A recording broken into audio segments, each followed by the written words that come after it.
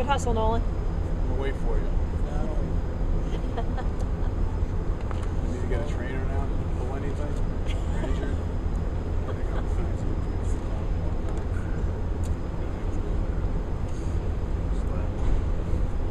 Well, I appreciate everyone being here. Obviously, we have a challenging schedule.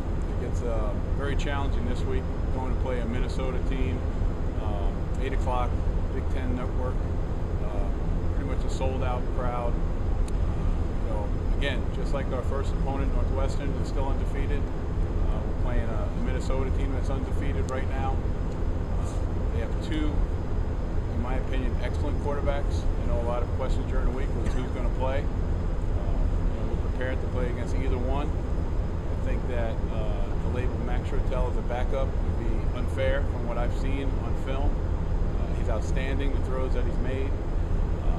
He's very capable. I think he's going to be an outstanding quarterback in the future. So we have a great challenge on defense. Offensively, out of all the teams I've seen from one year to the next, they're the most improved team that I've seen up to this point, from last year to this year on the defensive side of the ball. They're very good athletes. They play extremely hard. They're sound on special teams. And this will be a new challenge for the 2012 team going into that type of environment, making sure that we're focused on what we have to do to compete and win a football game. Raise your hand with questions, please. Nolan? Coach, Brandon Reddish wasn't in practice the last 2 days. I just wondered if you could talk about why. Brandon had a lower body injury that occurred during the Stony Brook game. Initially, we thought he'd be okay, and right now we're just trying to get him to the game day to day. I can't sit here and say he's definitely out. In the past I would tell you if he's out, but I do not know that. So it's going to be a day-to-day with him. Other questions? Coach, first game you ever had against Minnesota, what is, just giving a kind of perspective of where the program has come from that first game to going into against the Golden Gophers this time? I think what'll always go back will be the first play, the snap, over the head. Is not one of my greatest memories, but I think that's really what I remember about that. As far as we feel very comfortable with the direction that we're heading. We feel good from the standpoint of depth. We feel we've upgraded our talent. We feel with the challenging schedule, some people may not see that, but again, we have a lot of work in front of us, a lot of hard work. The kids have been great, from that standpoint. Knowing and believing that, there's no false sense of security about who we are. We're a team that's, trying to be on the rise, that has a lot of work in front of us. Other questions? Nolan? The John Raymond situation, is that? Well, John, everyone knows that John transferred, from the University of Iowa, last summer. And, the NCAA requires if you transfer, you have to reside at your new school for 1 year to be allowed to compete. The NCAA, has waived, this requirement for people in the past, student athletes. John applied for this waiver, and that was denied Tuesday evening. I don't agree, with the NCAA's decision, nor do I understand it.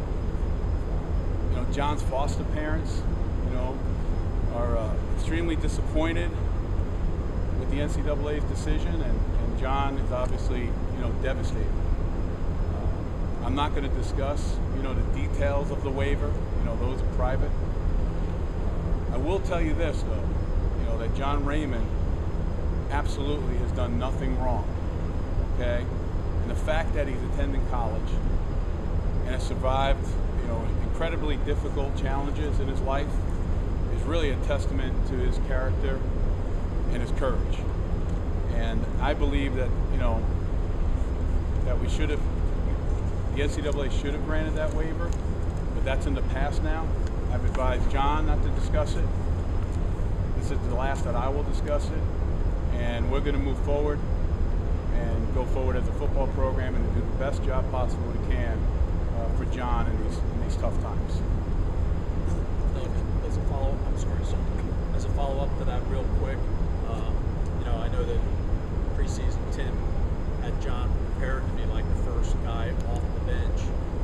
He told me anyway that at this point it looks like Zian Jones has made kind of a move in the last couple of weeks. He looks a lot better as I see him walking by there. It looks like he's lost some weight. And just can you discuss his progression?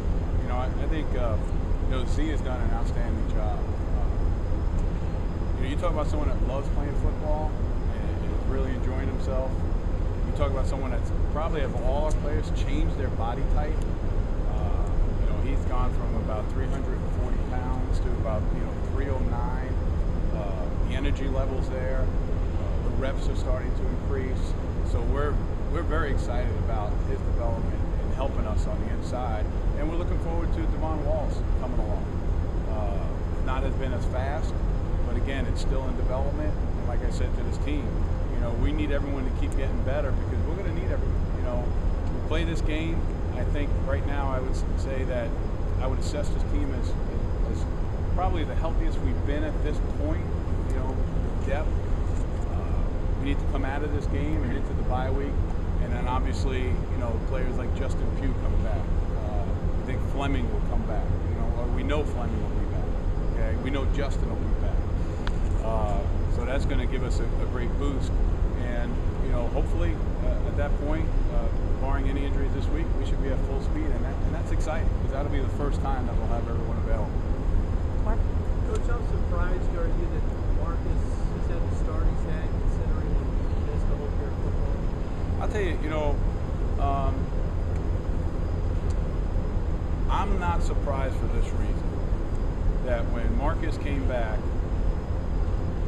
it was different. It was a level of focus, a better understanding of consistency, and I can't tell you how much myself or his teammates and the coaches, we appreciate that. And Marcus' consistency in practice has been outstanding. Therefore, that has carried on to the field. Marcus has those type of skills. We're proud that he now has been added to the Blitnikoff watch list. It's well deserved. He's put a lot of hard work in, and I can tell you this, I'm extremely proud of Marcus Sales and where he is.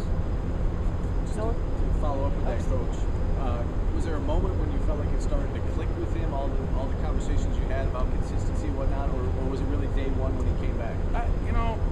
I don't put a lot. I think it wasn't as much conversations as just watching him take care of his business.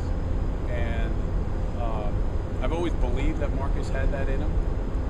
He demonstrated that 2 years ago when we played in the Pinstripe Bowl, that he does have that ability. I was always asked a lot of questions about Marcus in the past, and I've always used the word, consistency during the week. I've always believed that if we had that, we can get that type of performance out of Marcus on a week-to-week basis, and I think that's occurred, and I give a lot of credit to Marcus. He's really worked extremely hard to be in the position he's in now. With limited time to prepare week to week, how much different do you expect Minnesota really to be, no matter which quarterback plays? I really don't know. I can't answer that question because I don't know, what they've done and how they've prepared. I can only go by what I see on film. But a quarterback to come into a game and throw, 3 touchdown passes and really not miss a beat, obviously it is an excellent job by that player, by Max, by his coaches, and he'll be ready to perform. So, I just want to make sure that everyone understands we're not facing, in my opinion, by his performance, a so-called backup quarterback. We're facing a guy that's a very, very capable starter to beat not only our team but a lot of football teams. And we're going to have a great challenge for us both, up front, containing the run. They're a very tough team, Minnesota, and then obviously in the back end, containing the pass with their receivers and the quarterbacks. Dan. Coach, how confident are you, speaking on the fact that Shortell to you is not a backup, how confident are you in the secondary as they've come along through the first 3 games for your team? Well, I think, you got to be careful of the big play. That's one of the things, we gave one up last week. And then obviously the week before we had, Woods and Lee, who were probably the 2 best receivers in the country. Northwestern had good receivers. So for me, you know, we need to continue to work hard. You know, we still have a lot of work ahead of us. You know, to sit here and say we're overly confident or confident in our ability, you know, we have to go out there and perform that play to play. I don't think it's something that we can say, hey, we're confident, walk on the field and expect us to play that way. You know, we have to earn that every single play. Coach, it had been so long since these guys have experienced winning. Have you noticed any difference in practice? How much do you think that helps confidence-wise as they try to make it 2 in a row, get back to you? I couldn't hear that. Winning. How did winning impact practice this week and the players' attitudes? This team is always, right now to this point, has always had a good attitude. Knowing that, I think when you know, and people may not want to hear this, but when you know that you have to work hard and you continue to develop to get where you want to be. And my job is to been able to make those players focus on that. They've really gone about their business professionally. You know, we come off the practice field. Again, it's some things that we've done better. There's still some things that we have a long way to go on. So we continue to work that way. Our kids' attitude has been one that they know that they have a lot of hard work ahead of them. So, you know, they keep pushing themselves. I think where you may be saying the attitude, you know, obviously we're very disappointed when we lose football games. You know, you get a sense of a coach, you feel that, you know, in the locker room after a game. You know, you feel that on Sunday when you're watching the film. But when we come back on a Tuesday, you know, we know that we have to work hard to be able to earn the ability to be able to compete to win a game. Is it just a sense of having to be more aggressive at the start of the game to get you guys jump started? Offense or defense or special teams? Offensively, you know, again, and I may be wrong, but I think we're doing a pretty good job offensively in the overall game of what you want. There may be times that we left some points on the board last week, but obviously we've gotten a lot of first downs, we've gotten some yardage, we've scored, and you know what's exciting is, you know, how do we get that where we can get it for 4 quarters? And I think you could say that no matter what you look at in a football team, no matter how good or how poor you may think that team is, you can take when they're operating very well and say, how do you get that from 4 quarters? As coaches, we're always looking at that. So we feel that there are some good things going on offensively, but we're always trying to improve and be able to get that consistency for 4 quarters, not just on the offensive side of the ball, but also on defense and special teams. Time for a question or two more, Dan. Coach, how vital has it been for having a quarterback like Ryan Ness to be able to spread the ball out so there's really no significant receiver? He's thrown to 8 or 9 receivers for the first 3 games. How important is that to you that he keeps spreading it? I think, you know, if you ask those kids, they'll tell you that that ball can go anywhere, you know, and I think that we've always been that way. Now, we might have been limited to the amount of receivers we had available, you know, to play. Right now, we have more receivers available now than we've had, you know, in the 3 years that we've been here. So for us, what I'm excited about is, you know, Jared is doing well for us. Jared West, Marcus Sales is playing well. Chris Clark is getting in there. Alec Lemon he was injured for quite a bit. Now he came really into a USC game that I expected 15 to 20 snaps, and wound up playing 63 snaps. Okay. So he's really getting himself in, and I'm excited because it does take a while, especially when you're, you know, I had this conversation with Donnie Henderson. You know, we were talking about, you know, I've really probably had maybe 2 or 3 players in my lifetime as a coach, all in the NFL, that can really miss a significant amount of time and be able to come in and play. And we're talking about Pro Bowl players that have played 12 years, one player played 14 years, and the other player played 15 years. You know, and I would say when I had them, they were at that 12th year, 13th year.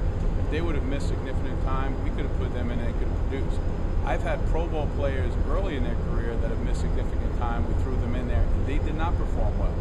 So you can imagine the level of what happens when you're at a college level, when those players miss time. So I'm excited, you know, for Alec Lemon to get in this thing because, you know, now we have a position where, like you said, it's very difficult. If you make a decision to take someone away, there's going to be great opportunity for the other 2 that are out on that field. Final question for Coach. Anything else today? Thank you very much, everybody. Thank you.